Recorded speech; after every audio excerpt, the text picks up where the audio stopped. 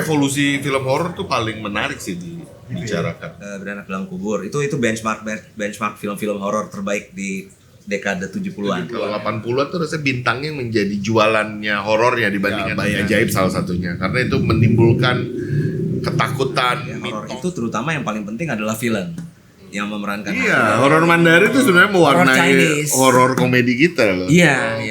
Ya daripada meremake mendingan ya kita bisa tembus ke Distribusi ke sana jauh lebih baik. Halo, selamat datang di Retroism Plus 62. Kenangan masa lalu menambah semangat dan energi masa kini untuk menyambut masa depan. Gua seperti biasa Palu Rebong, tapi gua sekarang nggak ada keser-keser lain, jadi gua sendiri stand alone. Tapi di tengah, bukan di tengah ya, maksudnya di samping gua ini ada tamu yang sangat spesial. Mungkin kita bisa perkenalkan satu persatu. Dari Om. Oke, aku Alim Studio. Om Alim Studio, tepuk tangan untuk Om Alim Studio. Dan di sebelah Om Alim, Saya ada Daniel Irawan, tapi mungkin panggil aja Daniel Dokter ya. Dokter. Oke, Dokter Daniel Irawan. Dan ini sekarang uniknya kita nggak di studio Retroism Plus 62. Kita sekarang ada di satu bilangan di Jalan Padang Setiabudi. Ini ada satu tempat kafe nyaman, namanya Kafe Kios 28 ya. Ya. Ini kayaknya yang punya tahu. Spesialisasinya apa sih ini kios? Spesialisasinya apa ya? Kopi, ada cemilan, terus ada makanan berat juga yang bisa instan langsung. Nah, oke, Retrois kalau mau nyoba-nyoba pas lagi di Jalan Setiabudi, mampirlah di kios 28. Iya. Oke. Nah, sekarang ini dia kita masuk ke topik yang sangat menarik. Karena kedua om-om ini bergerak di industri perfilman Indonesia. Betul kan? Yes. Nah, kita akan bicara mengenai perfilman Indonesia, tapi bukan sejarah perfilmannya ya, tapi kita akan membahas mengenai film-film horor yang sedang marak nih akhir-akhir ini. Dan kalau gue lihat emang lagi trending. Ya. Nah, sekarang gue mau membahas masalah, trendingnya di zaman retro tuh film horor tuh seperti apa, dan nanti dikaitkan dengan yang film horor yang sekarang. Tapi sebelumnya, gue tuh mau ngomong dulu. Pasti masing-masing om-om kita yang ada di sini nih punya pengalaman pribadi dalam melihat film-film horor kan. Mungkin di tahun 70, 80, 90 mereka punya kenangan sendiri. Ya, kita nggak tahu. Kayak Daniel Dokter dari 70-an, gue kayaknya belum nyampe. Sama. tapi start nontonnya lebih cepat. Start nontonnya dari horor. Oke, kalau gitu kita mulai yang lebih dari senioritas ya. Bener. Oke, Dok, gue mau tanya nih, 70 atau nggak usah ngomong 70 dulu deh. Awal-awal itu film horor Indonesia itu seperti apa sih pergerakannya? Awal-awal. Ini pakai gua atau saya sama Gue aja. aja, kita Gua bebas. nonton film horor tuh kan nonton dari kecil. Nonton dari bayi sebenarnya udah dibawa ke bioskop sama orang tua gitu. Tapi film-film tertentu pastinya ya. Dan dulu kan sound system belum kayak sekarang gitu ya. Jadi masih lebih relatif aman, tapi mulai berani dibawa ke bioskop, nonton dari awal sampai habis, nggak minta keluar dan nggak nangis di tengah. Kan kalau nangis tuh dibawa orang tua keluar biasanya supaya nggak mengganggu. Betul. Gitu. Jadi itu menurut ceritanya orang tua dan seingat gua itu memang dari umur 2,5 sampai 3 tahun gitu ya. Gua masih ingat film pertama yang gua tonton tuh Zorro-nya Alain Delon. Oh iya. Itu main di sini mungkin umur tahun berapa ya? Tahun 78 gitu ya, Membikus Battle. Jadi umur 3 tahun lah relatif gue berani nonton sendiri. Gila, 3 tahun memori filmnya udah. Iya, dan berarti emang lahir untuk film. Memori banknya udah. Pastinya nggak langsung nonton horor dong kan gitu kan. Kan orang tua kalau bawa kita nonton, bawa anak-anaknya nonton juga milih-milih kan filmnya kan. Film anak-anak, film superhero, film cowboy yang mengarah ke keluarga lah. Kalau Zorro kan bisa disaksikan seluruh keluarga karena memang tokoh komik. Itu kan Tarzan gitu ya. Mungkin mulai film horor pertama itu justru di umur 6-7 tahun lah ya. Udah nonton 7 tahun? Iya. Gak ada rasa takut apa rasa ngeri gitu? Ada pasti ya dulu ya. Tapi mungkin dulu kalau film gue juga mulai dibawa nonton film horor tuh horor luar, bukan horor Indonesia. Mandarin. Enggak, horor Amerika. Oh, oke. Horor pertama yang gue tonton di bioskop tuh Poltergeist. Oh, guys. Yang pertama ya? Yang pertama. Jadi Tapi ukurannya meledak deh. Dan maksudnya. cukup rame ya kan. Cukup Dulu kan memang dibicarakan kan gitu ya. film kan di Indonesia kan telat nyampenya. Ya. Nggak serentak. Jadi 1 tahun 2 tahun main di luar baru nyampe di Oh. sini gitu kan. Jadi udah baca dulu dari majalah gitu beritanya Itu gitu era kan. 80-an berarti ya? 80-an.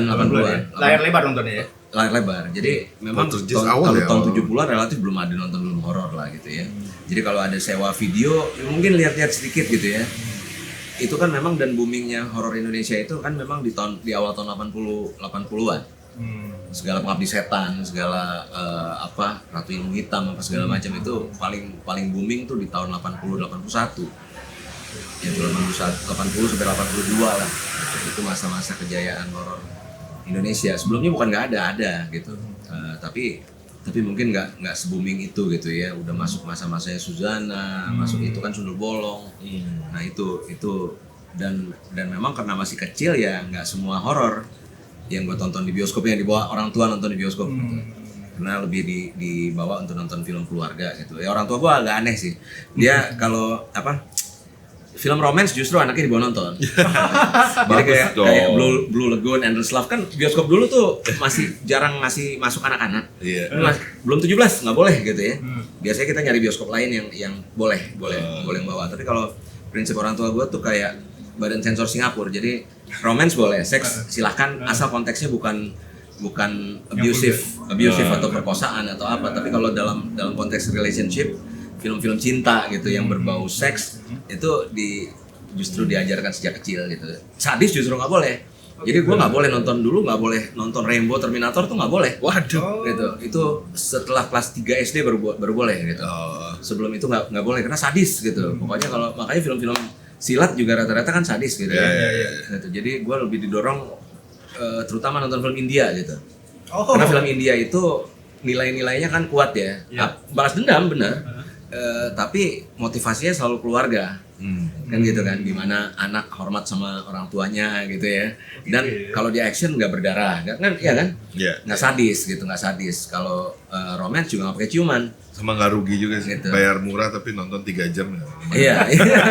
dan nilai-nilainya banyak. Jadi gue terpapar film horor Indonesia itu ya 80-an. 80-an ya. Jadi itu nontonnya di video gitu ya. Dan memang karena dari kecil udah dibiasain nonton film, kan kita udah tahu nih film, baca majalah apa segala macam. Jadi ketakutan itu udah hampir nggak ada lah gitu. Ada lah beberapa film horor yang ini kok serem banget gitu ya, tapi nggak sampai nggak bisa tidur, enggak gitu.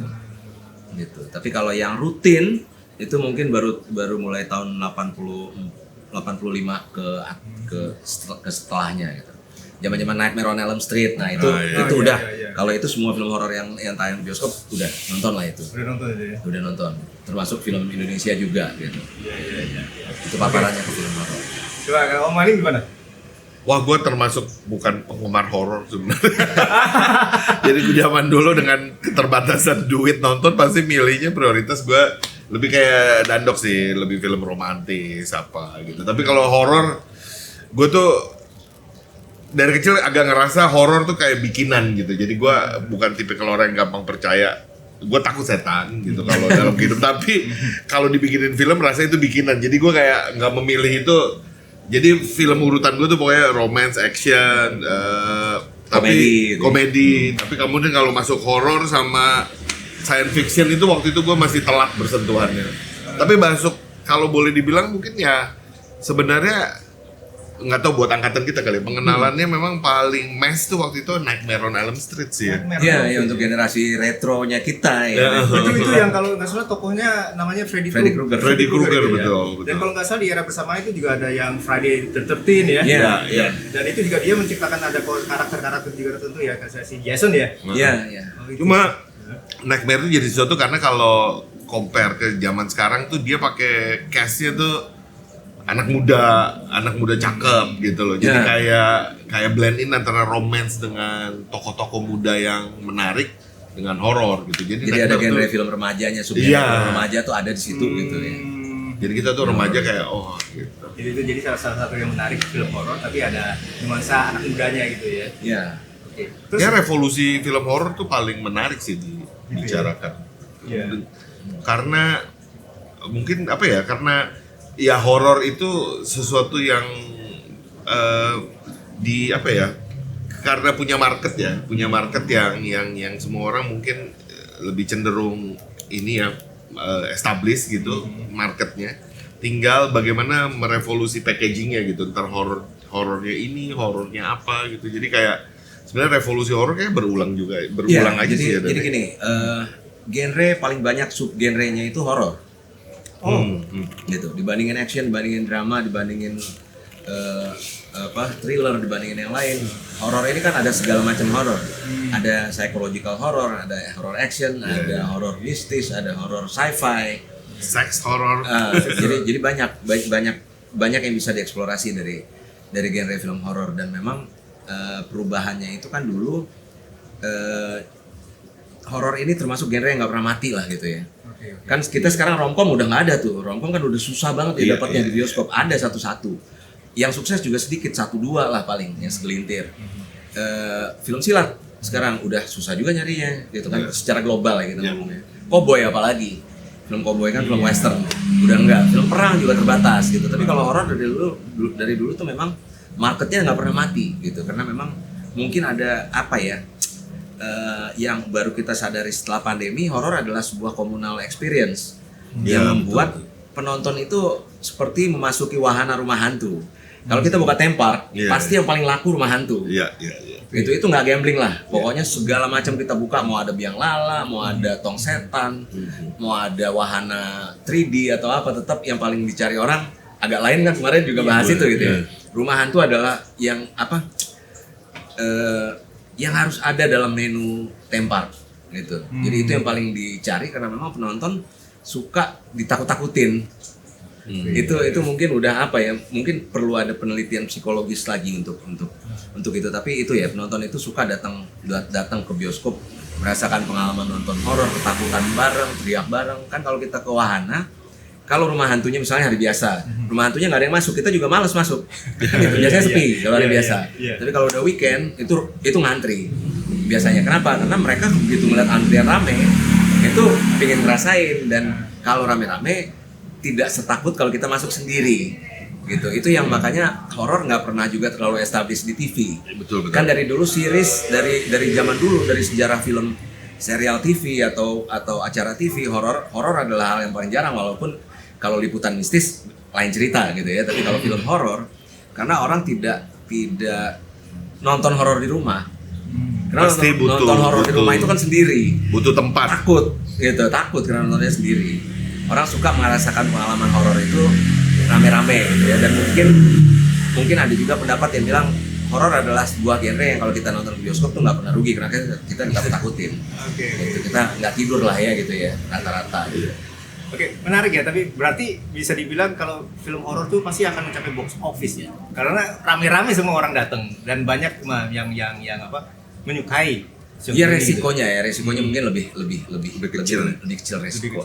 Mencapai box office sih tidak selalu. Nggak selalu, karena tetap box office itu ada faktor lain di luar dari sekedar menyajikan horor. Ada daya tarik lain, ada crafting lain yang disodorkan, ada teknologi yang ditawarkan sehingga orang menjadi ada plusnya untuk bisa mendapatkan experience selain ditakut-takuti, tapi juga ngelihat sesuatu yang bagus, sesuatu yang jadi untuk sampai box office ya memang harus ada nilai value lain sih, karena banyak juga film horor yang juga nggak jalan juga banyak. Iya. Dan budaya kita dari dulu pasti ya, Indonesia kan memang sangat dekat dengan relate dengan mistis gitu ya, dari dulu sampai sekarang. Dan juga mudah ditakut-takuti juga. Iya itu. Namanya hantu setan kan mitos-mitos yang dari dulu, kalau lewat maghrib jangan ke jalan, nanti di banyak setan gitu ya, itu udah mitos-mitos dari dulu itu selalu berhubungan dengan mistis gitu. Oke, tapi gue tertarik tadi sama Om Alim bilang bahwa revolusi horor mengalami perkembangan kan terus ya. Cuman gue lihat kayaknya ada sesuatu yang beda mungkin di tahun 70-an, 80 atau 90, di mana 70-an mungkin kayaknya banyak film-film yang istilahnya horornya tipikal yang model yang perempuan habis diperkosa apa gimana meninggal terus balas dendam. Nah, terus 80-an mungkin ada lagi revolusinya yang beda. Perkembangan itu ada semacam seperti itu nggak? Tematiknya berarti ya, secara tematiknya ya. Setiap dasar maka itu berubah gitu. Kayaknya kalau satu kata dendam itu bertahan. Karena kebanyakan kalau di kita mungkin relate-nya kenapa ada hantu karena ada dendam yang tidak selesai kan gitu. Ada urusan yang belum beres di dunia. Arwah penasaran gitu. Jadi ada urusan ya sekarang. Nah tapi rasanya dulu juga ada di 80-an ya, bahwa dengan menggunakan, jadi bukan cuma urusan dendam tapi ada urusan kepenguasaan iblis gitu. Iya, jadi mungkin itu ke apa lagi ya, ke ideologi negara, dan rakyat juga mungkin ya yang membuat itu gitu. Jadi kalau tahun 70-an kalau adalah kajian-kajian yang ada selama ini kan mengaitkan horor dengan Orde Baru gitu ya. Ada ketakutan pada masyarakat itu sehingga mereka mencari rilis untuk nonton film-film horor dan memuaskan. Cerdas ini gitu cerdas bahasannya. Kaitannya sama politik nih Bang. Iya. Itu ada kajian-kajian itu pernah ada walaupun kita nggak ngerasain seperti itu ya. Tapi memang dari dulu kenapa hantu perempuan lebih serem? Itu kan sampai sekarang ya, sampai sekarang. Betul. Sampai kemarin ada sutradara Jepang ngasih workshop juga itu memang di Jepang pun begitu. Memang hantu perempuan cenderung lebih ditakuti daripada hantu laki-laki. Kenapa di Indonesia itu Asia terutama, nggak Indonesia aja. Film horor selalu demitnya itu adalah korban laki. Ya korban perkosaan, kemudian dikhianati suami, kemudian ini kan jadi itu yang jadi hantu, dipaksa jadi hantu dan balas dendam. Gitu ya. Itu kan tipe-tipe film kita yang paling banyak. Kalau diurutin itu hantu perempuan yang balas dendam itu paling banyak. Gitu dibandingin dengan hantu laki gitu. Hantu laki itu cenderung dianggap nggak serem. Nah itu kan memang karena mungkin ada hubungannya dengan patriarki. Kalau mau tarik panjang tuh kajiannya dalam lah. Maksudnya kaitannya patriarki kayak apa? Ya jadi perempuan adalah yang selalu tertindas gitu yang selalu tertindas dan akhirnya kan melakukan sesuatu gitu. Jadi atau mungkin juga itu channel pelepasan para laki juga bahwa bini gue kayak setan nih. Gitu. Jadi gue nggak ikut. jadi kayak ngeliat bini gue nih di bioskop. Jadi memang trennya selalu berganti gitu ya. Jadi tahun 70-an itu lebih banyak horor yang seperti itu gitu ya. Ikutin horor Asia sebenarnya bukan Indonesia juga yang pertama karena cerita-cerita kuntilanak yang memang dimulai dari Malaysia dengan mitos Pontianak. Nggak tahu gua kenapa sampai ke Indonesia namanya jadi Kunti. Karena kan aslinya dari Pontianak. Gitu. Dan duluan filmnya memang pertama kali dibuat oleh Malaysia, legendanya juga datang dari perbatasan Malaysia dan Indonesia kan, di daerah Kalimantan kan. Pontianak namanya sesuai dengan nama daerahnya. Itulah Pontianak. Dan mereka sebutnya Pontianak, sampai sini jadi kuntilanak. Gitu. Karena ceritanya sama. Karena kan kita kalau bicara hantu kuyang Palasik sama gitu ya. Jadi ada sebutan yang sebenarnya demitnya sama. Cuman beda gitu. Di Bali Leak ya. Jadi ada yang beda-beda ininya gitu ya. Nah itu trennya waktu itu hantu balas dendam, arwah penasaran lah kita bilang. Kemudian masuk tahun 80-an tadi mulailah 80 mungkin mid 80 ke atas itu dipengaruhi oleh horror slasher dari Hollywood yang kayak Friday the 13th gitu, yang horor yang dibunuhin satu-satu gitu, kemudian ada survival, ada final girl gitu kan, sehingga kita juga ngikut gitu membuat horor-horor yang seperti itu walaupun yang tadi nggak pernah mati. Kemudian mulailah cerita-cerita dukun gitu, dan agama biasanya selalu masuk, hampir selalu masuk, tapi ustadz biasa mengalahkan setan kan gitu kan, tapi datangnya di akhir seperti polisi di film action. Udah mati dulu penjahatnya, polisinya baru datang nangkep gitu kan. Nah itu juga gitu, kalau hantu juga gitu, dari dulu kan kecenderungannya adalah ada template-template yang sama. Baru tahun 80 akhir mulai muncul horor sci-fi. Gitu kan, horor fantasi tadi salah satunya pionirnya Poltergeist. Gitu, yang membuat horor fantasi yang mengarah horor yang bisa disaksikan keluarga nih, karena fantasi. Anak-anak juga enjoy nontonnya gitu. Itu adalah beberapa kayak Shocker kayak atau apa film-film Wes Craven gitu ya. Ngeri juga anak-anak nonton Wes Craven, menggila. Nggak kayak film-film yang kayak People Under the Stairs gitu yang dia menyerang dengan karakter-karakter anak kecil bermain di situ. Fantasi, Gremlin. Kids horror, Gremlin. Kemudian Stranger Things yang terakhir kan. Kids horror namanya, Kids horror. Kita ngikut juga kuntilanak. Alim yang nulis. Yang versi anak-anak. Kids horror. Jadi ngikutin tren sih. Jadi tahun 90 95 itu yang dibawa Scream kan, balik lagi nih yang dulu, yang genre teen horror gitu ya, pokoknya yang pakai bintang-bintang remaja cakep, ada Final Girl, ada survival di situ, dan ada batas tipis antara horror dengan slasher, gitu kan, itu kan perdebatan juga, apakah horror harus ada hantunya? Sebenarnya enggak gitu. Yang pelakunya manusia juga bisa disebut horor. Itu tergantung kemasannya aja sebenarnya. Kalau ditilik lebih dalam lagi gitu. Tapi tren itu selalu berganti dan sekarang yang menyerang di Indonesia setelah sebelumnya ada horor esek-esek. Tahun 90-an 90-an itu ya. Kemudian 2010 dan itu ya memang yang menenggelamkan industri film kita ya gitu ya. Itu penonton anjlok lagi karena udah film-film kayak nggak apa-apa ya sebut judul Sebut lah. Tali Pocong Perawan, Ya, Tiren, beberapa mungkin gitu gue ya. yang nulis juga itu. Nggak apa-apa, itu kan tuntutan pasar gitu ya. Tuntutan pasar. Filmnya horor kemasannya, tapi pada saat kita nonton komedi. Dan ini memang udah cikal bakalnya udah dimulai dari Suzana kan dengan segala karakter bokir. Ada pelawak yang selalu main di film horor untuk mencairkan suasana. Karena itu memang sahabatan sih antara komedi sama horor. Iya, Maksudnya kalau buat penonton kita ya, Betul. ditakuti tapi habis itu diketawa. Diketawa. Itu kan kayak Nah, tapi yang terjadi di tahun 2010-an itu adalah udah nggak jelas nih packaging horor dan komedinya, kadang-kadang komedi sampai habis gitu ya. Itu setengah film jadi komedi. Nah, jadi karena capek kemudian datengin aktor-aktor bokep ke Indonesia untuk main film Indonesia kan. Itu Di Jepang. 2000-an itu ya. Itulah 2010-an. 2000-an. Jadi akhirnya sangat gue ikut tuh mendatangkan, Gue kira ikut main dengan bintang-bintangnya. ikut bertemu. Ikut bertemu, oke. Jadi dibuat dengan sangat distasteful gitu ya, film asal jadi ada judulnya Cin tetangga gue kuntilanak gitu ya. Kemudian apalah lagi judulnya, arwah datang bulan atau apa, hantu datang bulan. Yang gue tulis dulu Suster Keramas. Iya, Suster Keramas juga pakai Solawi ya waktu Solawi, itu ya. iya. Jadi itu yang membuat akhirnya penonton jenuh mungkin.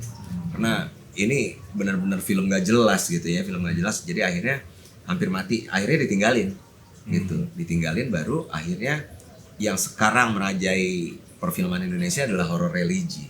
Iya. Belakangan. Sampai Gitu. diprotes lagi nih. Sampai diprotes sekarang lagi ada ribut-ribut karena dianggap menistakan agama gitu ya. Jadi menggunakan atribut-atribut yang mayoritas di sini Islam gitu ya, istilah-istilah Islam kemudian dijadikan jadi film horor gitu. Nah, itu sebenarnya udah dimulai juga dari sebelumnya gitu. Cuman belakangan memang kodrat ya yang membawa itu satu sukses itu, kemudian semuanya pada buat horor religi ya, dan yang setipe dan nggak berhenti sampai sekarang. Tapi nggak bisa disalahkan, kenapa? Penonton datang, penonton memang suka ya, karena mereka relate lagi-lagi relate gitu. Lagi sholat diganggu hantu gitu, terornya kayak gitu ya, itu seperti itu ya, nggak bisa disalahin karena memang penonton kita suka gitu kan. Mereka mau nonton film horor itu mau ditakutin, melihat apa yang mereka takutin juga gitu.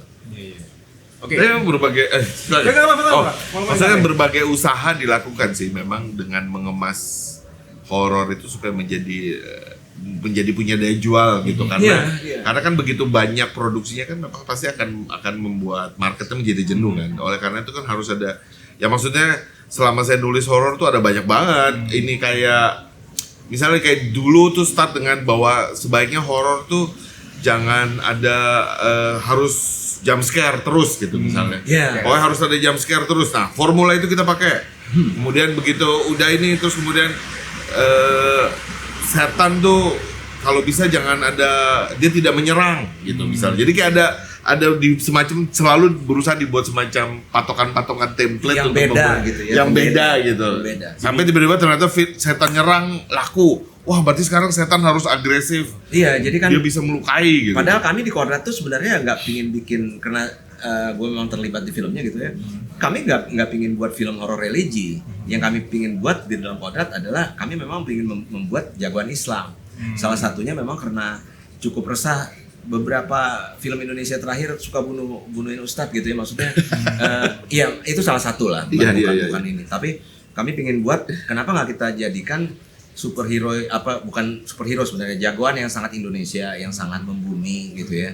Kemudian juga menyampaikan bahwa ustadz nggak harus selalu pakai atribut yang sama gitu. Ustadz boleh aja pakai jaket kulit, pakai bawa motor gitu kan juga boleh muncul dengan Pembaharuan lah jagoan gitu. Islami gitu. Tapi pasti nggak mengkhianati nilai-nilai agamanya dan apalagi mengejek, nggak boleh gitu. Tapi kemudian tren yang diambil adalah semua film horor Indonesia harus pakai ruqyah. Karena kodrat memang mengalahkan setannya dengan ruqyah gitu kan. Nah itu yang diikutin kemudian karena dengan satu sukses mungkin mereka membaca, oh berarti penonton kita suka nih dibacain ayat ruqyah kayak exorcism versi Islam. Nah itu yang kadang-kadang kebablasan karena nggak semua melakukannya dengan apa ya, dengan craftsmanship yang sama lah. Gitu. Itu yang akhirnya jadinya bablas gitu ya. Jadi sebelum horor religi itu malah trennya horor dengan setting pedesaan. Dulu sempat ada jangan pakai pedesaan karena penonton kita mesti ambil kota biar relate gitu. Ada satu masa tuh urban legend semua. Jadi semua tempat-tempat angker di Jakarta diangkat jadi film, ya kan? Menara apa, rumah apa gitu itu selalu dijadiin film. Tapi memang yang urban legend gitu. itu ya yang bisa mendekatkan dengan penonton untuk lebih masuk ke dalam nuansanya film itu ya. Iya. Tapi ada masanya Mas. Jadi selalu ada kayak ya logika itu bisa dipakai tapi kemudian nanti akan ada kejenuhan lagi. Kemudian akan muncul lagi. Wah, ternyata setting desa orang lebih takut gitu. Ya udah tuh muncul Conjuring dengan paranormal, kemudian semuanya bikin begitu gitu. Nah, ini setelah Exhuma mungkin semua film akan mencoba bikin dukun keren gitu ya. Dukun modern gitu, dukun yang pakai tato, yang enggak harus bakar menyan gitu. Dukunnya tuh kayak rocker gitu. Tapi melakukan ritual seperti yang kepercayaan setempat lah gitu. Tapi kalau ketertarikan penonton kita sendiri itu biasanya lebih cenderung ke nonton yang horor, yang urban legend karena udah kenal dengan situasinya. Atau mereka lebih suka dengan horor yang produksi dari luar. Itu kan biasanya kan mereka juga nggak merasakan seperti apa gitu suasana di sana. Tapi biasanya yang lebih laku yang mana? Ya tren. Jadi kalau horor luar udah ada tuh. Pokoknya kalau udah istilahnya kalau udah Conjuring Universe ya, dengan Insidious gitu, James Wan, Jason Blum. Ya kan, itu udah kalau udah mau rilis tuh orang Indonesia takut udah ngerilis film, jangan tabrakan sama dia gitu, karena pasti laku gitu.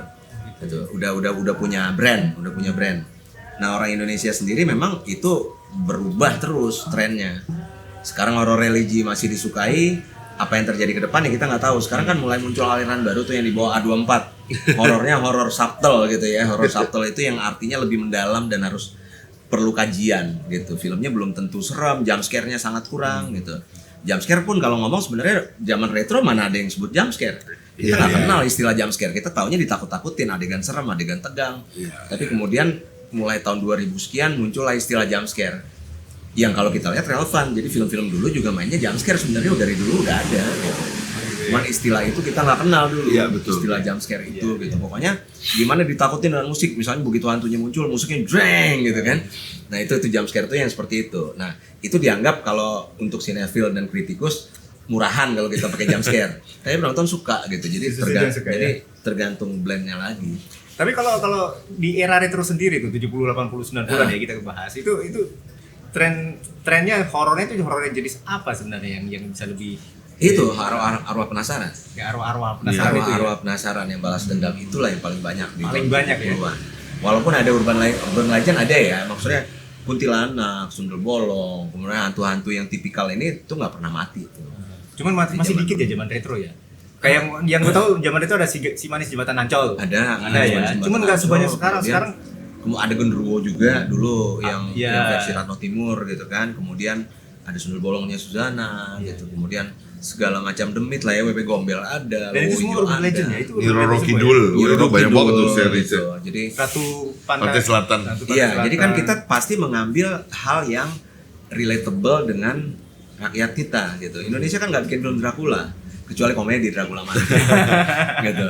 Jadi karena kan hantu gotik itu nggak ada di sini kan yang ada kuntilanak, hantu rambut panjang gitu. Zombie aja sampai sekarang masih belum bisa. Kemudian pocong zombie aja sangat tidak teruji di Indonesia gitu ya, orang nggak relate. Oh gitu ya. Iya. Gitu. Padahal nonton zombie mereka suka ya. Maksudnya nonton tren besar. Mereka suka nonton zombie, tapi memang kalau begitu film Indonesia ya itu sama. Kalau misalnya makanya superhero juga susah, action juga susah jalan, karena dianggap mana ada tembak-tembakan di jalan kalau di Indonesia gitu kira-kira gitu. Jadi kayaknya kalau penonton Indonesia tuh lebih cenderung bukan kalau kan zombie itu lebih banyak ke actionnya ya, tembak-tembak atau kejar-kejaran. Iya. Sementara kalau kita mungkin penontonnya lebih suka yang istilahnya ya hantunya satu. Ya atau klasik lah, gimana. hantu klasik. Itu. Itu hantu klasik. Oke, bicara mengenai horor. Gue kadang-kadang suka bertanya itu horor sama thriller itu beda apa sama sih sebenarnya? Beda ya. Alin dulu boleh. Pandangan dia dulu nih. Oke, nggak apa-apa. Nanti kalau ngomongin Kalau apa pemahaman sederhana aja sih ya pasti horor berkaitan dengan kemunculan makhluk yang non manusia lah gitu, non human gitu. Jadi entah itu afterlife gitu, makhluk-makhluk yang dari dunia lain tuh hadir gitu. Tapi kalau thriller ya mungkin ancamannya lebih dari lingkungan sekitar, yang ancamannya yang lebih berasa real, bukan dari makhluk non human gitu. Jadi itu sebenarnya dan thriller itu kan lebih apa ya, mungkin ketegangan yang dibangun jadi antara elemen ancaman sama kemungkinan munculnya serangan gitu, itu intensitasnya dibangun secara apa ya, kayak polanya tuh menuju ke klimaksnya tuh clear gitu. Kalau horor tuh lebih gitu, fluktuatif gitu. Jadi kayak ada per ininya untuk ini. Tapi kalau thriller tuh orang kayak makin di stretch gitu, makin ketegangannya makin, ya itu thriller yang berhasil. Dan thriller itu nggak mesti selalu melulu ada makhluk gaib ya, pastinya itu orang biasa gitu. Oke, jadi kalau secara umum sih begitu. Gitu ya. Nah, tapi itu ini maksudnya lagi-lagi film bukan ilmu pasti ya. Iya. Jadi kalau secara literatur nggak mungkin ada beberapa buku yang membahas ini, tapi nggak ada satu yang kita ambil seperti ilmu pasti. Kayak matematika 2+2 4 harus 4 gitu ya. Kalau film itu kan pengertiannya beda-beda. Ya pengertian umum benar yang dibilang Alim, tapi sebenarnya horor yang tanpa hantu pun ada gitu. Jadi kalau untuk yang lebih kajian yang lebih dalam sebenarnya bukan masalah di situ aja. Tetap kalau kita lihat horor gitu kan, asal katanya kan dari horrifying gitu. Menakutkan gitu ya. Kalau thriller dia lebih thrill. Ketegangan gitu. Jadi memang kalau pada saat kita bicara Scream, apakah horor atau thriller gitu. Film Scream ya. Sebenarnya kalau Karena bukan makhluk gitu ya. Subgenrenya slasher. Tapi sebenarnya filmnya horor. Kalau kotak besarnya horor, Scream. Kenapa? Itu tergantung bagaimana cara mengemasnya aja. Gitu. Karena Friday the 13 juga di antara batas tipis antara hantu atau slasher atau pembunuh. Berantai sebenarnya kan gitu. Jadi itu yang membedakan. Sebenarnya horor itu lebih dikaitkan mungkin ke proses ride-nya tadi gitu. Kalau sadis atau apa itu lebih ke thriller gitu ya. Tapi kalau horor ini lebih ke ya perasaan takut. Dia memicu perasaan takut lah gitu. Jadi kalau kayak semacam film Halloween itu termasuk Halloween horor. Horor ya. Horor walaupun Tapi dia slasher juga kan? Walaupun slasher. Nah, itu tadi sub genrenya kan ada slasher horor, ada pula slasher thriller. Ini selalu merepotkan untuk kolektor yang untuk Mira. Gitu. Ini masuk kategori slasher atau horor. Misalnya kayak ini gitu. Scream atau Friday the 13 bisa dianggap horor, mungkin salah satu pembenaran kalau dalam kotak definisi. kotak Karena besarnya. dianggap tokoh Jason maupun tokoh Freddy Krueger maupun tokoh pembunuh di Scream itu dia kan beyond human gitu. Maksudnya tindakannya bisa juga. amat sangat di luar rasional manusia. Diproses gitu. atau dirasuki gitu. Ya, dia udah bisa membunuh siapapun. Udah gitu. masuknya ke super villain gitu ya. Super yang villain. udah di luar apa jangkauan manusia lah. Kalau thriller ini yang masih dalam batas koridor manusiawi gitu ya. Jadi pembunuh gitu kan. Silence of the Lambs itu juga selalu jadi perdebatan. Horor kah, thriller kah? Gitu kan. Jadi itu balik lagi persepsi sih. Persepsi, dan nggak ada lah ya kalau misalnya sinetron sampai berantem memperdebatkan horor dan thriller, kita juga ketawa aja ngelihatnya lagi. Karena nggak ada yang memisahkan itu juga untuk kategori award sih. Jadi kayak nggak perlu lagi film pusing. bukan ilmu pasti gitu. Jadi ada yang bilang genre itu cuma ada segini gitu. Hanya ada drama, komedi, action atau apa gitu.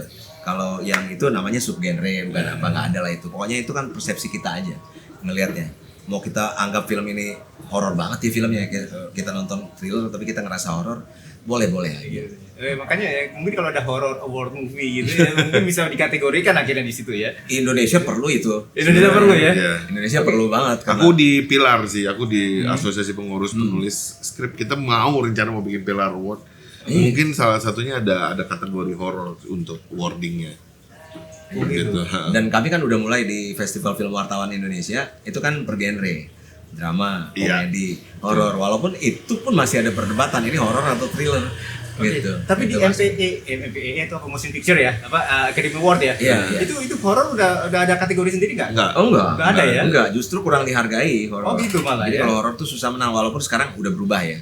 Sekarang udah mulai diterima. FFI pun begitu, di Festival Film Indonesia dulu anti horor itu dianggap apa ya, sehingga memang ada persepsi di industri film kita itu Murahan. Apa? murahan gitu. Kalau PH mau buat film horor berarti dia jual diri gitu. Nah, terus kalau di barat sendiri? Enggak juga lah.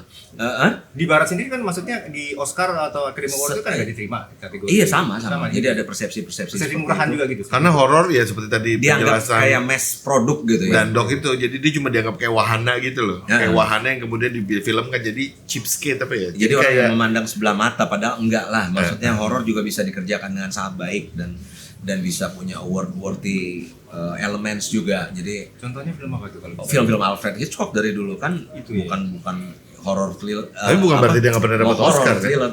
Bukan, tapi kan ada pandangan-pandangan seperti iya, itu iya, ada iya. di setiap industri perfilman tuh ada industri perfilman dunia itu selalu nganggap horor itu agak banyak orang yang memandang sebelah mata.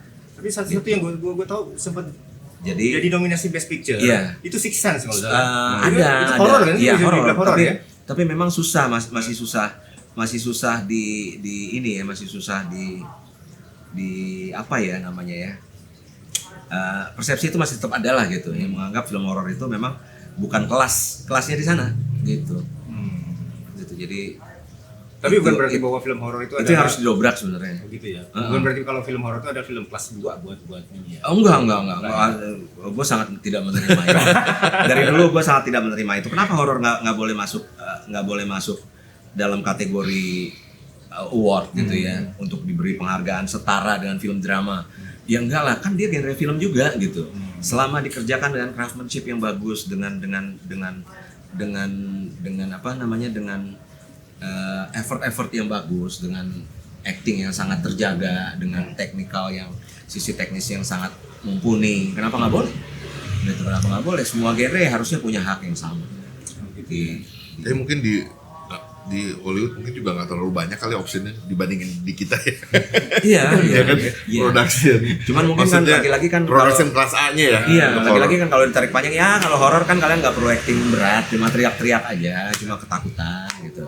Sementara kalau drama itu kan harus gimana, misalnya nggak bicara tapi ekspresinya menunjukkan emosi yang lebih teknikal untuk penilaian acting sebenarnya gitu. Makanya di Festival Film Wartawan itu kami membuat ada film terbaik genre horor, ada genre komedi, ada genre drama, supaya adil gitu, supaya semuanya bisa punya tempat. Gitu. Dan Tapi kalau gue lihat kayaknya gini ya, di horor di barat biasanya pemerannya adalah aktor-aktor yang bukan bintang. Ya kan, hari ini ya mungkin aktor tersebut. Oh. Mungkin ada beberapa yang tertentu yang bisa Dulu masuk mungkin ya. dulu. Nah, kalau di sini kan kalau gue lihat Iya. aktor-aktor yang lagi laris bisa masuk. Kayaknya era 80-an itu. Jadi persepsi itu juga membuat kadang-kadang aktor-aktor papan atas gitu ya, A-listers, saya nggak mau main horor kan gitu ya. Gitu, dia anti main horor karena memang horor dipandang sebelah mata. Gitu. Padahal sekarang justru yang terjadi itu dalam industri yang mungkin dari tahun 80-an juga udah dimulai gitu, bahwa justru horor nggak perlu bintang. Gitu. Ya. Maksudnya titik terberat dalam sebuah horor, walaupun ada horor yang pakai bintang kelas A banyak gitu. Iya. Tapi banyak orang yang menganggap horor nggak perlu bintang kok gitu. Pada saat kalian buat film horor juga nggak perlu tuh aktor-aktornya dipasang semuanya di poster. Karena kita bukan jualan aktor, hantunya aja yang memang dalam bentuk makeup yang kita juga nggak tahu siapa yang dibalik makeup itu. Gitu. Jadi ada banyak persepsi lah gitu. Tapi horor salah satu yang bisa bermain dalam banyak hal. Bisa sangat low budget, tapi bisa juga jadi sangat high budget gitu. Iya. Jadi tergantung. Kalau high budget itu biasanya yang horor semacam apa tuh? Mungkin ada dengan yang special effect atau Di Indonesia banyak sekali horor yang high budget ya. Ya salah horor satunya kelas. special effects. Special effect itu karena CGI kan bukan hal yang murah. Iya betul. Gitu. Jangan menganggap selalu kalau bikin horor di bawah 1 M juga bisa. Kan banyak tuh yang ngomong kayak gitu yang enggak. Walaupun yang melakukan itu ada gitu. Tapi memang masuknya CGI di dalam industri film kita itu memang sangat memajukan untuk proses pembuatan film horor ya. Iya, apalagi di Indonesia prostetik sangat nggak murah loh. Gitu ya. Kalau kita mau buat film horor kita berurusan dengan prostetik itu aja udah seperberapa budget ya untuk prostetik doang.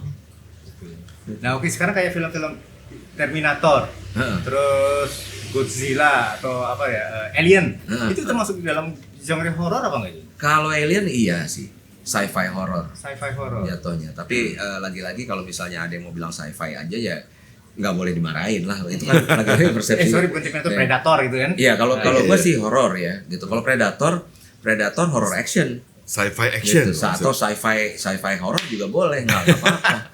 Kalau Terminator nggak lah, Terminator itu Ya, sci-fi. bukan. Maksud gue Predator tadi. Sci-fi. Tapi Predator sci-fi Karena action. Predator masuknya ke slasher kan. Ada slasher, ada sci-fi, jadi banyak elemen yang digabungkan di situ. dan ada perangnya juga. Ada perangnya juga gitu. Dan memang yang dijual ke depan kan bintang aksi Iya. Arnold kan, gitu kan. Walaupun udah Predator selanjutnya udah nggak ada Arnold kan, tapi tetap yang paling ikonik kan dia. Gitu. Tapi kan yang terobosan Predator itu adalah ya lawannya alien yang bisa ngilang gitu. Itu kan kayak antitesa dari Iya, Rambo-nya gitu. Iya. Kayak mereka mau bikin Rambo aja lawannya udah jago gitu. Iya. Apalagi nih lawan yang lebih jago. Ya udah. Iya, kemudian kan sekarang ada juga yang namanya horror monster. Horror monster itu kan sebenarnya creature feature namanya. Iya, iya. Creature feature itu juga subgenre yang sangat susah untuk dibedakan. Godzilla itu termasuk ya?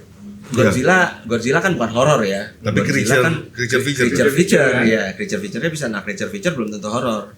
Tapi kalau apa? Salah satu subgenrenya horor ada yang creature feature gitu. Jadi sangat susah. Misalnya kita bicara film apalah yang kucing itu dulu Critters gitu kan. Nah, itu kan Critters, masuknya ya. atau Cujo yang anjing gitu kan. Nah, itu creature feature. Oh iya, Cujo yang bulldog Cujo itu kan ya? horor. Gitu. Itu udah bukan suspense Stephen thriller King. lagi. Stephen King gitu ya, penulisnya aja penulis horor. Jadi memang sangat variatif, sangat luas gitu ya. Bukan sesuatu yang untuk diperdebatkan sih itu. Terserah kalau gue selalu menganggap oh itu kan sama dengan orang yang nanya film musikal harus ada adegan musikalnya, ya kan? Kemudian oh film yang pakai musik kental dengan elemen musik juga bisa disebut musikal, gitu. Terus kita berantem. Sementara yang punya film mendaftarkan filmnya di ya IMDb atau di Wiki, ya kan? Itu dia udah buat kan genrenya kan? Itu kan disetujui oleh filmmaker yang ngebuat gitu. Masa lo mau bantah? Gitu kan. Oh, A Star Is Born tuh film drama, bukan musikal. Gitu. Kenapa? Karena kan dia nyanyi gitu, bukan dialog yang dilakukan.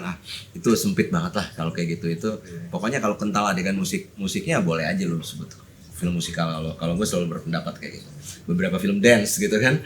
Flash dance, break dance mau masuk mana gitu. Apa kalau di pengelompokan ada yang masukin dia ke musical. Lagi-lagi genre dan subgenre sama seperti film, bukan yang mau pasti.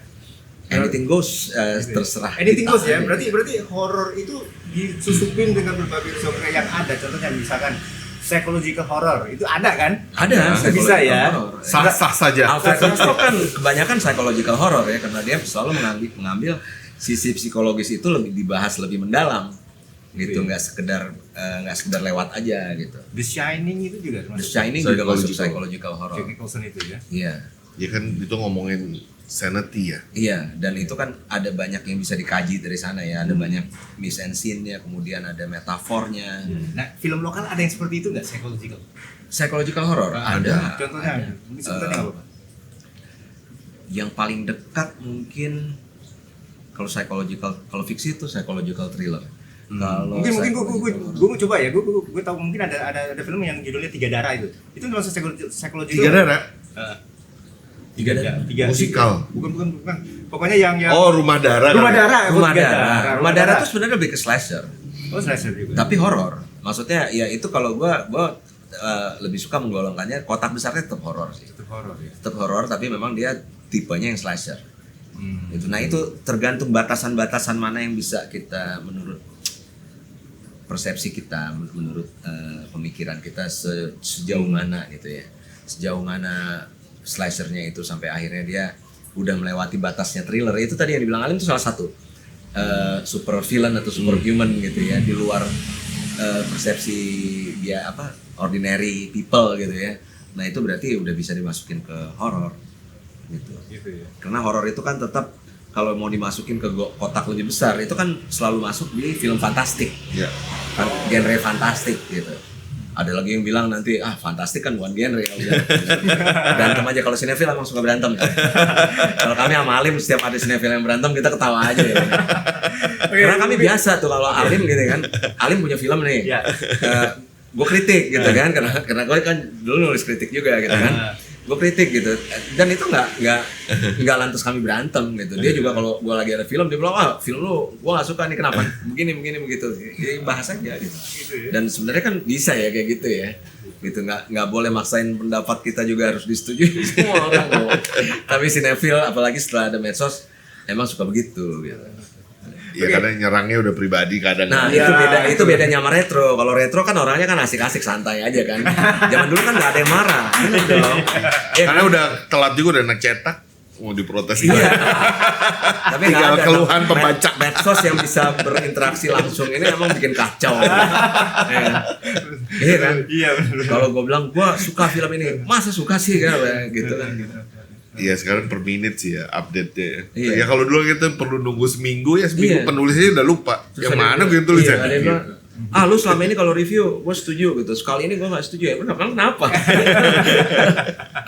Oke, mungkin ada pertanyaan dari penonton? Gue nanya. Ada Iya, nanya iya, tuh. silakan. Ya, Ini kan kita udah ngomongin definisi, kategori, Iya. batasan dan sebagainya. Nah. Gue sekarang coba menarik ke Indonesia deh. Ah. Kita kan retro bicara 70 80. Iya. Atau ada Om Alim sama Om Daniel mungkin bisa cerita. Ya, gue sih udah jauh dari itu. Gue Iya. gue soalnya Highlander. Dari film-film horor 70, 80, 90 tuh kira-kira kita review ya tanpa mengecilkan arti yang lain ya. Kira-kira 70 tuh siapa sih yang stand out, yang kira-kira 80 tuh yang lokal ya, kita bicara Indonesia ya. Film horor itu kan berubah tuh dari era-era. Kira-kira bisa nggak cerita sekilas aja 70 tuh yang stand out tuh kayak gini gitu, 80 tuh yang filmnya ya, jadi filmnya. Film horor ya. Film horor. Film horor ya. Ya. Itu tadi. Jadi Jadi kalau dari film ruang. tahun 70-an lebih banyak bicara arwah penasaran. Oke. Yang paling klasik lah itu ya di Indonesia. Jadi kalau film masuk ke tahun 80-an itu udah masuk ke horor fantasi, horor fantastik tadi. Maksudnya lebih ke genre eksploitasi. Nah, itu salah satu pionirnya adalah Rapi Film tuh. Oh, Nah, maksudnya sekali kalau bisa disebutin berapa title film. Oh, iya. Yang paling tidak apa rekomendasi generasi Kalau buat- sekarang, tonton iya. deh nih gitu loh. 70-an misalnya Si Manis Jembatan Ancol. Oh, Itu oke. 70-an ya? 70-an 70 ya, yang oke. Lenny Marlina gitu ya. Kemudian ada beberapa dikejar dosa. kuntilanak juga ada. Ya kalau itu udah lebih ke ini ya, udah lebih ke ada thrillernya. Oke. Nafsu gila, dikejar dosa gitu ya. Beranak dalam kubur Ya. ya. Beranak dalam kubur itu benchmark film-film horor terbaik di dekade 70-an. 70-an ya. 70-an gitu. Ada kuntilanak, ada genderuwo, tapi nggak banyak yang dengar.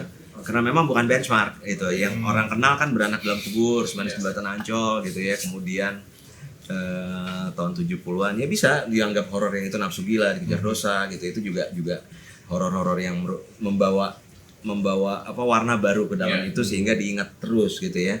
Kalau 80-an ya itu Pengabdi Setan, kemudian Sundel Bolong, Bayi kemudian Ajaib. Hantu Ilmu Hitam, Bayi Bayi Ajaib. Nah, itu udah mainnya ke horor eksploitasi ya, horor fantastik tadi.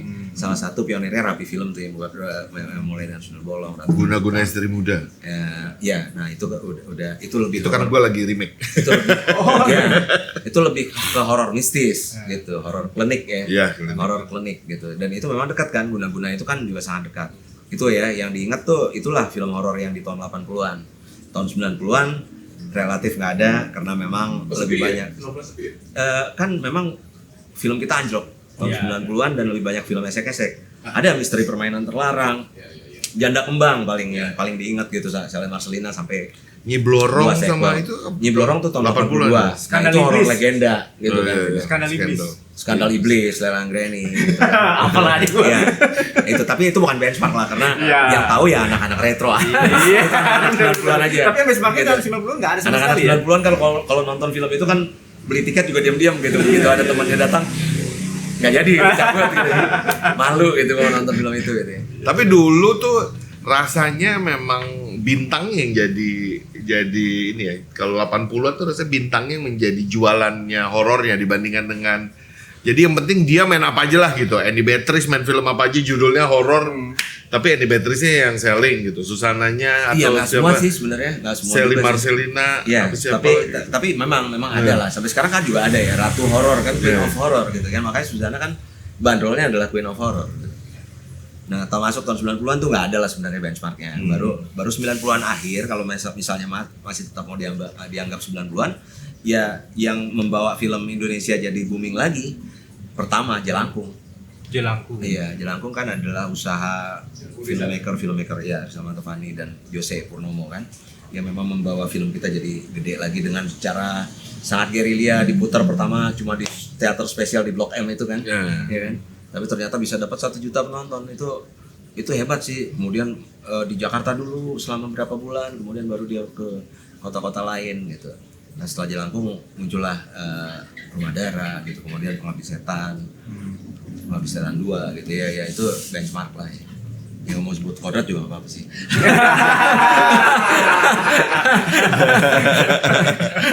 Lanjut. Ada pertanyaan lagi nih kan. Ini kan Om Alim penulis dan Om Daniel kan dari wartawan lah ya dan sebagainya.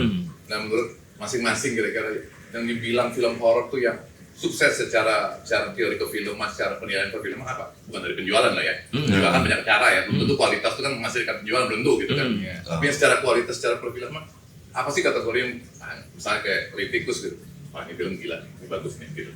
Kategorinya apa? Oh iya, kalau di- masing-masing Om Alim juga menurut Om Daniel juga. Aku dulu deh, ntar Iya, iya. Om Daniel kan Direbut lagi. emang kritikus dia, ada lain pisaunya.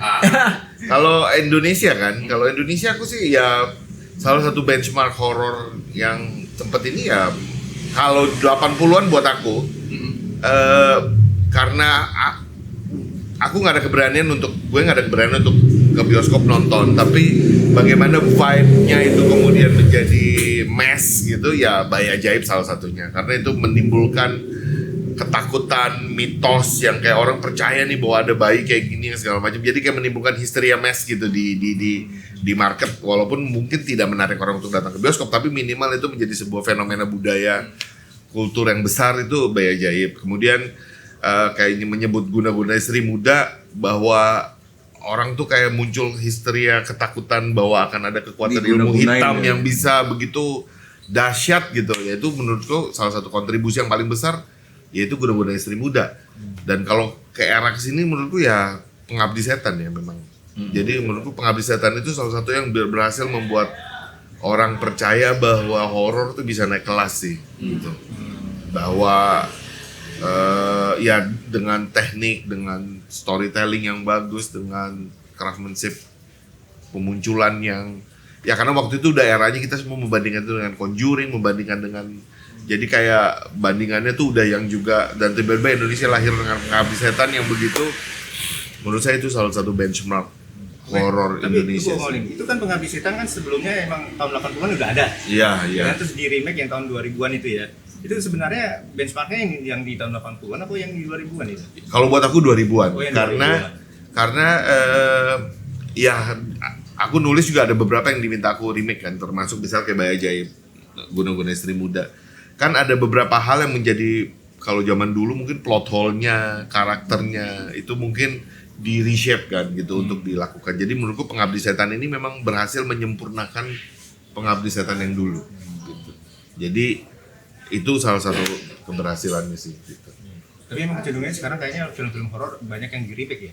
Iya, karena ya pasti, karena memang apa yang IP yang udah dikenal pasti akan dianggap Iya. sebagai sumber. Tapi itu menyadur sesuai dengan aslinya atau apa ada rombakan-rombakan dikit dalam? Pasti harus ada rombakan Pasti ya, ada. karena nggak boleh straight Iya. out remake lah ya. karena itu kan ya pasti pas kita nonton juga kita melihat bahwa ya aku percaya bahwa 20 tahun ke depan kalau ada yang mau remake film yang aku tulis juga pasti dia akan menemukan Iya. berbagai macam kelemahan yang harus diperbaiki gitu. Kalau gue sih yang 70-an gue lebih milih 80-an gue milih Pengabdi Setan. Itu walaupun lagi-lagi ya kita bicara Pengabdi Setan itu rip off sebenarnya. Karena rip off-nya kan Phantasm gitu ya. Phantasm, kemudian Friday the 13 gitu sebenarnya ya, ada beberapa elemen yang digabungin. Adegan yang sangat ikonik yang manggil dari kaca itu ya udah ada di film barat. Iya, iya, Gede, iya. ya kan? Maksudnya dia itu asli niru gitu.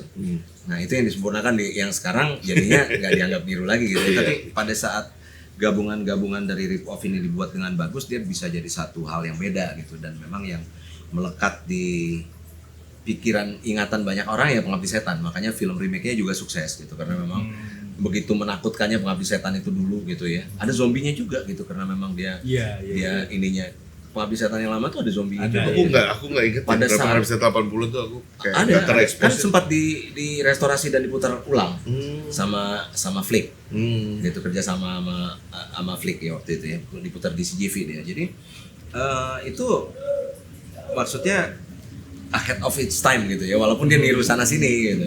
Itu ahead of its time dan memang rata-rata orang masih ingat bagaimana menakutkannya dulu Pengabdi Setan melihat Damsyik jadi setan gitu ya dengan makeupnya sebenarnya kan simple untuk ukuran dulu tapi serem gitu. Kalau itu sih kalau yang sekarang itu ya Pengabdi Setan remake memang salah satu benchmark itu sampai go internasional lah ya. Jadi memang ya Indonesia dengan kekayaan yang sekarang ini memang punya horor sebagai cultural content ya. Seperti superhero di Hollywood. Jadi kenapa alergi dengan itu gitu? Kenapa lantas bilang film kita horor terus? Nggak apa-apa asal dibikin dengan bagus. Gitu. Kan bukan berarti hanya film horor yang laku. Ya itu salah satu pandangan itu kan karena horor tuh dianggap film murahan jadi kayak horor terus jadi kenapa gitu jadi kayak horor terus kan nuansanya kayak itu kan ujung-ujungnya kan demand market ya gitu. Kalau gue sih nggak pernah menganggap membuat horor adalah pelacuran gitu ya. Kita boleh membuat horor genre apapun yang kita mau buat tapi kita harus mengeksplorasi genre yang belum pernah disentuh orang lah gitu ya. Subgenrenya pendekatan yang belum pernah disentuh orang gitu supaya jadi something yang beda lah. Gitu. Lagi lihat. Satu lagi. Kamu boleh silakan. Switch sedikit kan gini kan tadi tertarik omongannya Om Daniel tadi masalah casting ya, pemain dan sebagainya kan nggak tahu dari sudut pandang penulis bagaimana gitu. Seberapa besar peranan nih casting itu terhadap keberhasilan film horor ini kan? Contohnya kayak Malim nulis satu skrip tentang horor gitu. Kebayang nggak nih? Ini yang pantas nih main si A, si B, si C dan si C itu masuk nggak pertimbangan itu? Kalau dari kritikus masuk nggak pertimbangan ini gila nih mainnya bagus nih horor nih. Tapi nggak melihat film secara keseluruhan tapi si casting silakan. Ya pertama main horor tuh bukan jauh lebih gampang dibandingkan dengan main film drama mau main film lainnya kan orang biasa kalau wah ini filmnya gue harus karakter apalah gitu kayak gitu. Menurutku semua film harus ditreat sama untuk semua aktor bahwa ada challenge karena percaya nggak percaya gitu ada film horor kemudian orang nonton nggak make believe karena ngerasa aktornya takutnya kok kayak begitu sih gitu atau rasa ya orang pikir memerankan ketakutan tuh semudah itu gitu padahal ya mungkin ada teknik-teknik tertentu untuk memerankan level ketakutannya kalau nggak kan sepanjang film 1,5 jam dia akan punya ketakutan yang sama kan nggak lucu gitu dia kan maksudnya kalau film kan sebagai sebuah struktur pasti ada eskalasinya gitu sebenarnya level ketakutannya dia juga harus eskalasi gitu dan artinya harus ada kedalaman harus ada pemahaman terhadap jadi aktor apakah menentukan sekali untuk film apapun pada akhirnya gitu tapi terutama untuk film horor karena dianggap bahwa ini lebih mudah gitu yang penting cuma jadi kayak orang kalau mau main film horor tuh yang penting ceritanya adalah bukan soal challenge-nya untuk memerankan karakternya tapi challenge-nya adalah bagaimana menghadapi setan di lokasi syuting gitu bukan nggak pernah membicarakan tapi kalau drama gitu dia langsung ngerasa iya waktu itu pendalaman karakternya untuk bisa tapi kalau horor tuh kayak nggak pernah dia ngerasa bahwa ada kepentingan nah menurutku semestinya dianggap bahwa ya ada kedalaman juga gitu untuk bermain di dalam film horor gitu. Jadi aktor amat sangat menentukan. Jadi apakah pemerannya tertentu sebenarnya ya sampai sekarang sih kita nggak punya apa ya Batasan. belum punya susana lah gitu, maksudnya untuk dia menjadikan itu sebagai sebuah Queen of Horror gitu. Tapi pernah nggak Om Malu bikin satu skenario terus kebayang gitu loh, aktornya udah ketangkep dulu nih yang masih penulis nih, ya ini cocok nih main si A, si B, si C gitu. Pernah nggak masuk pertimbangan itu? Kalau penulis sih pasti selalu berpikir begitu, dalam setiap kali menulis pasti selalu berpikir mungkin yang main sini, tapi ya in the end kan callingannya di produser dan lain-lain ya untuk bisa memutuskan mana yang mereka mau hire gitu. Jadi seringkali tidak come true sih. Ya. Tidak Terpikirkan tapi tidak true gitu. tidak jadi kenyataan. Kecuali spesifik ya. Ya. Misalnya penggambarannya spesifik, kondisi fisiknya spesifik, itunya spesifik sehingga memang ya terbatas gitu pilihannya. Tapi kalau yang opsionalnya luas, wah itu udah dengan berbagai macam pertimbangan deh. Ya nggak sih Dan sebagai produser nih. Om Daniel gimana? Om Daniel? Iya. Pernah nggak dalam menilai satu film tuh horor ya? Iya. Namanya? Kalau gue bilang tetap gitu ya, dalam pembuatan film tetap casting harus menentukan. Kita harus punya casting yang tepat gitu ya. Kita harus mengcast orang yang tepat untuk memainkan karakter-karakter yang sudah ditulis gitu. Baik sebagai kritikus maupun gue di Magma sebagai kreatif produser yang juga ikut menentukan casting gitu ya, pemilihan casting. Ini sangat diperlukan di film horor, tapi mungkin agak sedikit lebih loose dibandingin film drama gitu. Jadi setiap genre punya kepentingan, itu kita bisa bilang gitu. Pada saat bikin film action, kita perlu orang yang luas yang bisa, maksudnya nggak harus fighter juga, maksudnya nggak harus semua film action pakai Iko Uwais, Joe Taslim dan teman-teman juga yang dari The Raid gitu ya. Justru kan yang dilakukan orang Hong Kong adalah siapapun bisa di-shape jadi fighter, bisa jadi jadi petarung yang bagus gitu ya. Di Indonesia mungkin agak sedikit lebih sulit karena satu, budget kita memang lebih sedikit untuk waktu pre-pro yang lebih lama, latihan yang lebih lama gitu. Kalau kita nonton film Hong Kong misalnya ya, bisa aktor drama tiba-tiba, oh gila dia bisa berantem sebagus itu ya, Louis Koo atau siapa gitu ya, gitu ya. Itu sangat perlu menjadi pertimbangan sehingga nggak selalu harus yang ganteng, harus yang good looking gitu. Nah itu lebih diperlukan sebenarnya dalam film romance.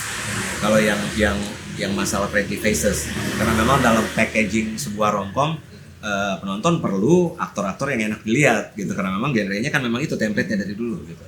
Horor juga begitu gitu. Jadi horor ada lebih kurangnya, ada loose sides yang harus kita pertimbangkan gitu ya. Horor itu terutama yang paling penting adalah villain yang memerankan hantunya, karena memang kan horor, peranan villain dalam sebuah film horor sangat penting gitu, ya kan?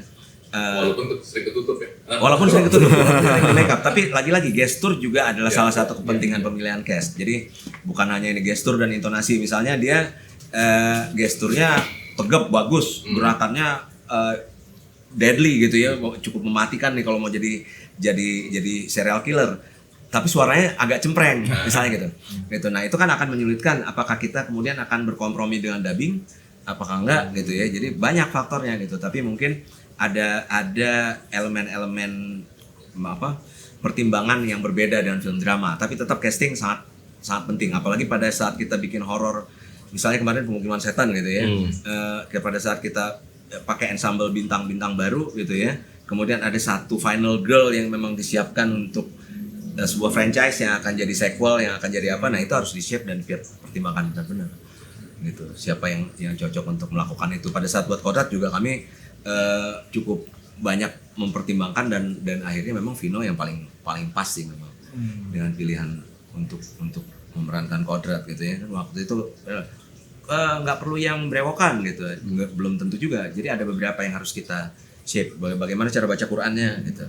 Nah itu semuanya juga karena memang Kodrat berurusan dengan ruqyah gitu, kita juga nggak mau ayat Qurannya tersampaikan dengan ayat-ayat ruqyahnya tersampaikan dengan terbata-bata gitu, dengan nggak lancar kan gitu. Itu sangat penting tuh. Jadi untuk shape itu kita udah tahu kadang-kadang ya, itu memang nggak semua filmmaker punya gitu ya. Maksudnya kalian spesial untuk membaca, ada memang sutradara yang atau produser yang terkenal suka mengorbitkan artis baru gitu ya. Ya kan? Itu jadi semua tuh kalau di tangan dia gitu. Nah, itu juga gitu. Nah, tapi memang semuanya pasti dari proses casting dan video casting kita terima. Tapi jangan salah, horor bukan berarti harus di casting sembarangan. Oh gitu ya. Iya. Karena sebagai kritikus juga unsur acting dalam film horor bukan berarti kita nggak harus nilai. Gitu. Kan kalau kita nonton film kayak Transformers, oke lah acting nggak usah dinilai karena robot kan, gitu kan. Tapi kan tetap dua bintang utamanya yang bertarung bersama robot itu kan harus rambling. Makanya kenapa dibanding dari semua installmentnya yang paling kuat tetap Megan Fox gitu. Nah, itu sih memang Iya kan nggak bisa tersaingi kan Megan Fox kan. Betul. Sampai Transformers yang terakhir nggak ada yang bisa nyanyiin Megan Fox. Tapi Gitu.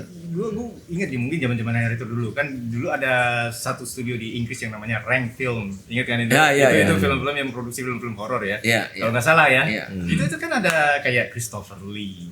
Oh iya itu kan yang film gothic horor Inggris dulu. Ya, gothic Inggris. Nah, itu kan mereka itu ya orang-orang ini kan adalah memang udah istilahnya udah dianggap sebagai film horor, dia udah paling cocok gitu loh. Iya, itu kan ini apa ya namanya ya? Horor lupa nama. Iya, untuk horor gothic. Maksudnya ada nama perusahaannya tuh. Hammer. Oh, Hammer Horror. Nah, Hammer Horror itu kan Christopher Lee, Peter Cushing gitu semua Vincent Price di situ gitu. Nah, itu kan icon. Iya. Gitu. Itu kan icon. Tapi mereka juga memerankan film, maksudnya ya contohnya si Christopher Lee, dia udah ikonik sebagai Dracula kan. Iya. Tapi Dracula kan judulnya juga macam-macam, ada Dracula apa? Iya. Kecuali Dracula mantu ya itu Indonesia. Ya kan ada vampire apa gitu. Iya, horor komedi kan, horor komedi ada kan, gitu kan. Itu Dracula mantu. Jadi, akhirnya gue kalau sempat lihat contohnya Peter Cushing waktu itu pernah main di Star Wars. Star Wars. Tapi gue Henchman. lihat sosoknya dia adalah sosok seorang bintang horor gitu kan. Iya, sama Vincent Price pasti kan. Iya, gitu Vincent kan, Price gitu kan. juga. Jadi ya itu icon horor yang memang masuk ke perannya lah gitu ya. Kalau di kita mungkin ya Suzanna tetap yang paling kuat yang ada di setiap film horor, dan memang kita udah tahu ya film horor butuh dia gitu. Walaupun Suzanna pernah main film drama, bukan nggak pernah gitu, dan cukup Dan bagus. dia memang nggak nolak ya, artinya memang walaupun sebenarnya dia mau ikut main drama, dia sih sah-sah aja ya. Cuman karena banyak yang minta produser atau itu Suzanna aja yang dipakai gitu ya untuk horor. Iya, nah itu ada trivianya dulu tuh waktu Suzanna tuh sundul bolong di Garuda Film kan memang orang tuanya Magma Entertainment gitu ya, tempat PH tempat gua sekarang gitu ya. Itu awalnya Suzanna sudah di-cast untuk film Jangan Ambil Nyawaku. Oh, film drama tuh ya. Film drama kan? Motiku Bushi ya? Iya. Tapi akhirnya karena jadwal schedule, karena dia memang harus syuting sundul bolong gitu ya, tabrakan gitu. Jadi akhirnya Jangan Ambil Nyawaku pakai Lena Marlina. Gitu. Lena Marlina menang Best Actress di FFI. Tapi sundul bolong box office luar biasa. Jadi win-win gitu ya. Gitu ya. Jadi ya itu kadang-kadang kayak gitu. Jadi makanya itu nggak ada yang bisa meramalkan, mungkin bisa gitu ya. Tapi kalau hasil akhirnya itu siapa yang akhirnya establish di peran itu gitu. Gitu. Karena Lena Marlina juga main jadi di film horor juga pernah gitu. Gitu. Cuma di Jembatan Ancol juga Lena Marlina. Oh, yang pertama ya? Yang pertama. Iya benar ini. Yang pertama. Ya. Jadi dia yang ribut juga main lagi gitu ya. Iya, jadi ya itu coba di Conjuring Universe Javier Botet gitu kan. Itu kan memang karena ada kelainan penyakit autoimun yang genetik yang bikin penyakit genetik yang bikin tangan dan kakinya itu panjang. Jadi kayak kemudian dia di-cast sebagai hantu kan, selalu sebagai monster. Di situ kalau misalnya kita pakai orang biasa kemudian di makeup kan belum tentu hasilnya sama seperti dia. Jadi itu pentingnya casting di film-film horor itu. Dia emang tangannya gitu ya. Iya, jadi panjang-panjang, emang bentuk tubuhnya nggak. Gue jadi ingat film The Elephant Man. Ingat ya? Elephant Man kan memang di makeup ya. Oh, itu di makeup ya. Makeup. Oke, mungkin sebelum kayaknya seru ya. Bisa habis nih kalau habis. Gue sekarang mau bikin pertanyaan. Jangan sampai tengah malam ntar makin serem. Makin serem ya. Outdoor nih. Oke, gue pertanyaan ringan aja sekarang. Pertanyaan ringan. Pastikan kalian punya top 3 sutradara atau pembuat film horor yang internasional dulu aja deh. Iya, internasional. Oke, mungkin dari Om Alin dulu. Gue ya. Pasti ada kan mereka sendiri kan sutradara horor siapa? Gue nggak tahu kalau sutradara mungkin M. Night ya, salah satu yang gue suka M. Night Shyamalan. untuk ya dengan Sixth Sense-nya dan kemudian dengan pendekatan horornya agak berbeda ya. Cuma ya M. Night cukup menjadi salah satu salah satu yang memberikan jaminan bahwa karena selalu ada kejutan yang bagus gitu, ada selalu ada plot twist yang menarik gitu untuk Di endingnya ya, sebenarnya. Iya, gitu M Night salah satunya. Kemudian kalau Scream tuh siapa ya? Wes Craven. Wes Craven. Yang Wes pertama Craven. Wes Craven. Iya, Ya? Wes Craven. Pertama Wes Craven ya. Ya, tapi Wes Craven aku kadang nggak terlalu suka sih. Nggak, mungkin apa ya? Kadang ya mungkin terlalu slasher, aku kadang nggak terlalu nyaman. Aku kadang lebih suka psychological. Siapa who's the next? Siapa aja ya sutradara horor luar negeri ya? Udah kalau emang udah dapat top 2 aja nggak apa-apa lah. Top tuanya belum nyampe nih.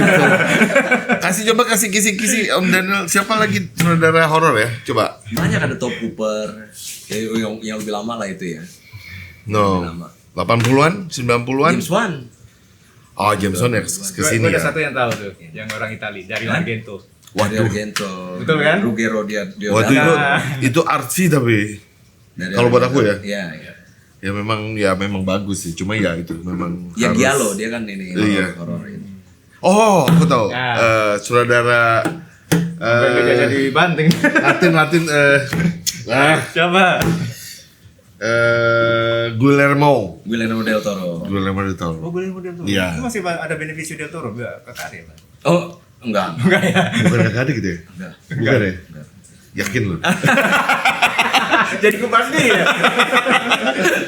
Oke, Kalau itu ada aku sukanya karena ada elemen yang amat sangat Indonesia gitu. Maksud gua kalau nonton itu nonton yang Guillermo tuh Film apa ya? Penggambaran Pan's Labyrinth ya. Dance Labyrinth. Oh, Atau Devil's Backbone dia kan. Ya, itu artsy lah. Iya. Iya, artsy Tapi penggambaran kehidupan manusianya gitu amat sangat down to earth gitu. Jadi kayak gue tuh membayangkan ya kalau nonton itu jadi kayak memang jangan sampai kita melepaskan tokoh-tokoh yang nanti akan dihantui atau akan menjadi konsekuensi dari horornya itu harus dibangun juga dunianya gitu menjadi sesuatu yang mengasihkan gitu. Ya buat gue bener-bener terus. Iya. Oke, terus Kalau gue Wes Craven. pertama aja Iya, ya. pertama Wes Craven.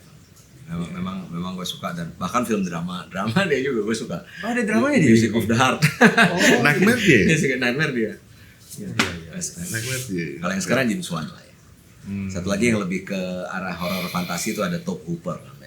Contohnya film apa itu? Itu ada Life Force, kemudian Poltergeist juga. Oh, tapi itu udah 2000-an ya. Enggak, 80-an. Oh, 80-an ya? Aku lupa gua. Kalau yang Gremlin segala macam itu siapa ini? Gremlins Joe Dante.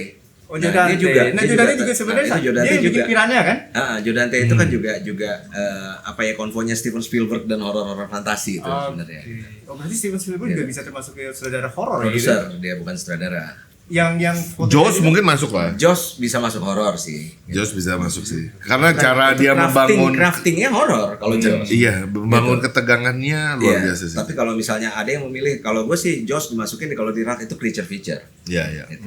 Gue lebih suka membedain lagi gitu kan supaya nggak pusing aja sebenarnya gitu. Bukan berarti gue yakin dengan pilihan genre apa gitu ya, supaya nggak pusing aja ngaturnya. Oke, kalau kayak gini ini semua yang monster dalam artian hewan monster atau monster atau monster korban radioaktif atau apa semuanya creature feature gitu. Tapi kalau alien masuknya ke sci-fi. sci-fi. Iya. Gue nggak masukin itu ke horor gitu. Oh, bukan horor. Gitu. Iya, walaupun alien horor ya. Gitu. Tapi alien Soalnya kita kalau nonton film thriller tuh nggak akan mungkin reaksinya gila filmnya menakutkan. Yang ada ya, adalah seru. Alien 1 tuh obviously horor, tapi Aliens enggak. Jadi kita Aliens kan lebih ke impresnya sci-fi pasti jadi action. seru-seru, gila Iya, seru banget betul, alien betul. gitu. Itu udah pasti thriller gitu nuansanya. Tapi kalau horor kan pasti kita gila takut banget. Iya. Iya, memang benar sih Alien 1 lebih menakutkan ya. Alien 1 memang horor. Alien Karena 2 itu malah tadi, lebih- karena craftingnya adalah horor gitu kan. Iya. Kita memang dibawa ke sebuah dunia yang sangat menakutkan gitu. Kalau Aliens 2 kan udah lebih seru. Perang banyak. James Cameron gitu kan ya. Itu James Cameron nih. udah apa? Sci-fi action itu udah ininya. Kayak film di Abyss itu juga James Cameron ya. Dia Iya. sci-fi kan. Ini sci-fi ya. Tapi itu ya, tapi awalnya kan treatmentnya horor kan.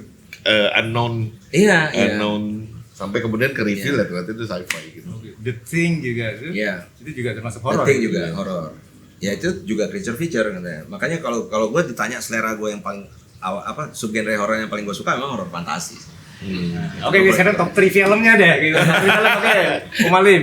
Top three Campur film. boleh, internasional apa lokal boleh campur ya. Iya, kalau internasional gue ya udah pasti Six Sense ya. Ya, Six Sense tuh kalau di ujung di revisit lagi selalu asik sih cara dia menempatkan berbagai macam halnya kayak Mother of Twist gitu ya. iya Six Sense, terus Scream karena itu kayak gue nonton memang di era dimana Drew Barrymore apa segala macam jadi kayak sesuatu yang amat sangat Iya. gerakan gitu, movement remaja dengan horor kayak gitu tuh kayak keren banget sih gitu. Itu Kevin dong. Kevin Williamson. Gitu. Jadi kayak wah itu buat gue Scream ya. Terus ketiga mungkin Psycho ya. Psycho. Dari yang mana nih? Psycho yang dulu. Ya dulu. Oh iya, Karena berusaha di remake sih. Gak ada yang berhasil gitu gitu. ya. Nggak ada Anthony yang Perkins ya berhasil. waktu itu ya. Anthony Perkins ya. Iya. gitu. Iya, Anthony Perkins. Pertama ya. Dia Rosemary Babies juga Ya itu yang klasik creepy, scary. The Birds-nya Alfred Hitchcock juga itu kayak Udah top 5 ini berarti. anjir, itu 3 yang udah paling mess. Kayak The Birds-nya itu waduh itu kayak The Bird itu berarti termasuk creature loh. Apa? Iya, Richard Richard. Iya. Jadi mulai berkembang gua nih mengenai horor jadi gua tahu gitu ya. Iya. Oke, kalau dokter apa nih, Dok? Gua top 1 gua horor tuh Poltergeist. Karena gua sangat suka horor fantasi gitu ya. Dan memang filmnya apa ya sangat memorable dan memang ya salah satu pionir juga pendobrak horor family ya. Yang itu. Kemudian nomor 2-nya mungkin agak aneh. Shocker. oh Wes Craven. Craven, ya. Lagi-lagi horor fantasi gitu ya. wah itu good soundtrack. Banyak orang yang nggak Oh iya, soundtracknya menyebut bagus. nggak Dahsyat pernah itu. terlupakan bahkan horor box office-nya nggak berhasil di sini juga nggak jalan gitu. Itu Orang-orang siapa ya? lupa gitu. Iron Maiden ya? Soundtracknya siapa? Megadeth. Megadeth. Pokoknya ini rock-rock. Iya, iya. Itu soundtracknya Timeless Love tuh yang nyanyi Saraya, tapi gitarisnya Steve Lukather, keyboardnya siapa gitu. Pokoknya session playernya tuh gila semua tuh. Shocker. Jadi iya Shocker ini juga horor fantasi gitu. Itu kan ceritanya tentang orang yang Dihukum mati. serial killer yang dihukum mati di kursi listrik, kemudian hantunya kemana-mana kan. Adegan akhir klimaksnya itu bertarung sampai ke dalam TV. Ke dalam TV. Tapi yang paling gue suka adalah motivasinya adalah love story. At the end filmnya adalah tentang cinta, gitu. Jadi yang mengalahkan hantu itu cinta, gitu. Jadi itu buat gue memorable banget dan paduannya itu belum pernah ada di zaman dulu, gitu. Romantis filmnya, gitu. Shocker. Gitu, Gue mau Shocker. nonton deh, Shocker. Iya, Cari lagi. itu nomor 2 tuh. Nomor 3 ya Alien sih. Alien. Karena memang itu juga belum pernah kita lihat gitu ya kan, kita dari kecil nontonnya sci-fi ya kan, sci-fi itu kan bicara alien lah, bicara masuk makhluk angkasa luar, rata-rata sci-fi seru. Ada sih beberapa yang agak menakutkan, apalagi film-film sci-fi tahun 50-60an kan. Kalau serbuan invasion alien ke bumi, tapi kalau yang creepy-nya sampai segila itu sci-fi tapi kemasannya horor di angkasa luar gitu yang ini. Dan Tapi sebenarnya kalau buat Indonesia yang gue paling suka dari Alien itu cara mereka pasang bintang terkenal semuanya mati, yang tinggal itu yang paling gak terkenal. Iya, Tapi iya. ternyata dia jadi terkenal, Sigourney Weaver. Nah itu tadi casting gitu. Kalau salah pilih Sigourney Weaver tuh nggak akan nendang. nggak bakal seterkenal itu. Oh, tapi kan sebelumnya dia udah main film itu kan? Ada sedikit, tapi kan Sedikit, belum ya. belum ada yang kenal dia gitu. Yang Mel Gibson itu yang mengenai Oh itu kan setelah itu ya? setelah. Oh, itu Jadi apa? dia emang Year of terangkat tuh Intelligence. gara-gara Iya, Alien. Bayangkan kalau tadi mungkin kalau bukan Sigourney Weaver kan ada satu karakter cewek lagi. Kalau di change belum tentu bisa seberhasil itu. Gitu. Karena dibilang Sigourney Weaver terlalu cakep juga enggak gitu kan, tapi itu ketepatan casting. Siapa namanya Ripley ya? Ripley, iya kan? Ripley. Tapi kalau ngomongin perkembangan horor di Indonesia sebenarnya ada satu kontribusi yang belum kita mention, horor Mandarin. Horor Madani. Mandarin. Horor Mandarin. Iya, horor Mandarin itu sebenarnya mewarnai Chinese. horor komedi kita loh. Iya. Iya, horor komedi kita tuh banyak Kong. lahir dari horor Hong Kong. Iya. Iya. Tapi masalah tadi horor Mandarin ya, kita sekarang ke Asia. Yang gue lihat tuh kecenderungannya waktu itu Hollywood banyak menyadur film-film horor tuh dari film-film Asia. Contohnya kayak Ring. ya Ring dari Ju-on. Jepang, The Eye kalau nggak salah dari Thailand ya. The Eye. Ya kan? Itu tapi 2000-an Dari ya. Cina. 2000-an. 2000-an ya. Hmm. Nah, artinya sekarang masih ada kecenderungan seperti itu. Masih. Masih ya. Masih banget. Masih karena memang horor Asia lebih menakutkan Tapi disadur ketimbang ke dalam horor Amerika kan. ke dalam bahasanya mereka itu jadi menakutkan, tambah menakutkan apa enggak? Enggak, rata-rata gagal. So far sih gagal. Rata-rata gagal. Ya itu karena nggak dapat konteksnya ya. Ada satu yang berhasil. Kalau gue suka The Grudge 2. The Grudge 2 yang ada Edison Chen-nya ada Edison Chen di Ada si Hollywood. siapa si Jun On. Ya, itu seremnya tetap dapat. The Grudge bukan satu ya, The Grudge 2 justru. Gitu, The Grudge 2. Itu salah satu yang bagus. Salah satu remake horor Asia di Hollywood yang cukup oke. Oke, untuk Tapi rata-rata ya nggak jalan ya semuanya. The Ring masih oke sih. Ring 1 tuh bagus. Oke, kalau menurut Om Alim atau dokter, ada kemungkinan nggak horornya kita bisa disadur sama Hollywood? Apa mungkin sudah ada, kita nggak tahu ya? Kalau rencana sih ada ya. Pengabdi Setan dari dulu dibicarakan untuk di Oh gitu. remake gitu, adalah merupakan salah satu IP Indonesia yang direncanakan buat di remake. Gue nggak tahu oleh company yang mana gitu ya. Tapi memang ya susah ya kadang-kadang, maksudnya rencana remake ini kan harus ketemu partner yang tepat gitu untuk akhirnya membuat, kemudian menyadur budaya Asianya ke sana gitu kan. Makanya The Ring 1 kan tetap pakai ini gitu ya, kadang-kadang mereka tetap membawa budaya Jepang ya. Naomi Watts. Iya gitu. Tapi karakternya juga berubah kan namanya si itu Iya. Samara. Ya. Sedangkan kalau itu Sadako kan ini Iya, Jepang ya. Sadako. Tapi kan ada beberapa ya itu yang membuat susah kadang-kadang. Apalagi kalau kita udah kenal gitu, dan memang sekarang jadi tidak relevan. Meremake sesuatu itu jadi kurang relevan dibandingin dulu. Kalau dulu film horor Asia ini nggak bisa dinikmati oleh penonton Amerika karena tidak dirilis di Amerika, kalaupun dirilis sangat terbatas, dan mereka hanya dapat dari DVD itu, terutama dari Tartan Asia Extreme namanya, yang mengakuisisi film-film horor legendaris ini untuk dirilis di North Amerika, pasar home video di Amerika. Sekarang orang Amerika bisa nonton film Exhuma nanti di, misalnya kalau Exhuma diambil Netflix, mereka bisa nonton di Netflix, mereka bisa nonton di Prime, bisa nonton di channel OTT. Jadi udah nggak relevan lagi di remake kan. Remake itu kan karena mereka tidak bisa nonton aslinya, sehingga ada gunanya ini di remake sehingga bisa dinikmati oleh Merasa berkepentingan mayoritas lah ya, penonton dunia yang memang datangnya dari Amerika. Gitu. Ya daripada meremake mendingan ya kita bisa tembus ke Distribusi ke sana jauh lebih distribusi. baik gitu. Kayak ya maksudnya kita belum bisa mencapai kayak film RRR. RRR. Nah, itu yang dilakukan oleh RRR. Mudah-mudahan Indonesia ya bisa Ya kan? ke sana. Daripada remake, filmnya memang diperjuangkan untuk didistribusikan di Amerika, dan 1,5 tahun tetap tayang di Jepang. Masih full house. RRR. Itu ngomong-ngomong film India itu kan ya? Extra Iya, ya? film India Selatan gitu, ya South India gitu. Itu bukan horor ya tapi. Jadi sekarang remake ini memang remake ini memang kurang relevan. Lebih bagus meremake film yang udah lama. Ya, betul. Gitu. Tapi itu pun jangan sembarangan dong. Klasik itu don't screw with the original, itu tetap harus dipegang teguh gitu. Yang terlalu klasik itu jangan dibikin gitu. Ya kan? Itu kritikan beliau ke saya. Oh enggak, dia memang raja remake. Aduh, menarik sekali ya kita ngomong masalah horor ini ya. Pengen sih rasanya mau diperpanjang lagi ngomongnya ya. Ya, Apalagi ini udah malam nih. udah malam, Iya. banyak nyamuk, Nyamuk. Atau sampai sahur gitu. haus, pengen ngerokok. Oke deh kalau gitu para retrois, seru ya kalau misalkan ke obrolan santai ini dengan Om Alim dengan Om Dr. Daniel ini buat kalian suka, like, share, komen, dan yang lebih penting lagi subscribe Retroism Plus 62. Oke, sekali lagi terima kasih Om Alim sudah Thank you. bersama kami diundang ke sini juga ya. Makasih. Oke, kalau gitu sampai jumpa Retroism untuk episode mendatang. Oke, ciao. Bye bye.